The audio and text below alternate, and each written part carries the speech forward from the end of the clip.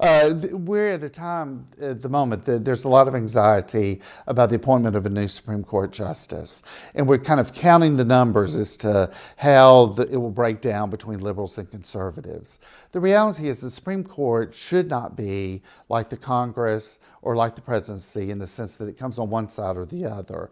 The judicial system should be somewhat unpredictable as court cases are moving before it, so that we shouldn't know exactly how justices will vote concerning the court decision. So, oftentimes people think that everything in American society is about liberal and conservative. The reality, when it comes to the Supreme Court, when we politicize the Supreme Court, then we say, oh, it's liberal, it's conservative, and we try to nail it that way. The best of the Supreme Court is when they make judicial decisions that are based on what protects the constitutional rights of each and every individual. For some folks that looks liberal, for other folks that looks conservative. And the reality is in all the decisions that they make, a good Supreme Court is going to be making decisions based off of that litmus test. Just this past summer, people were shocked that the Supreme Court voted 6-3 in favor of LGBTQ rights in this country, that you could not fire someone based off of their sexuality or their gender identity.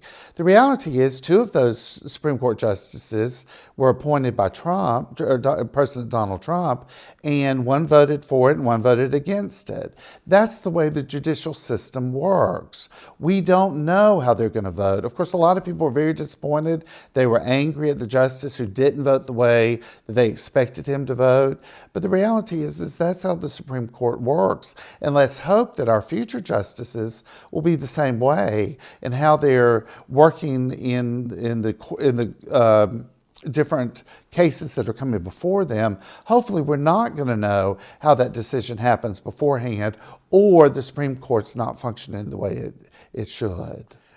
During these next few weeks, we need to allow President Trump's appointee to the Supreme Court through the traditional judicious examination of her court record and what she does. She should go through the hearings that normally justices go through. It should not be a rushed process. It should be thorough analysis before she's placed on the Supreme Court. So I think both sides need to calm down and need to allow for the process to work the way it traditionally works, and not to allow either side to create it as a kind of political ball for folks to play with. This is an important decision that the Senate needs to make and needs to be decisive in how they do it.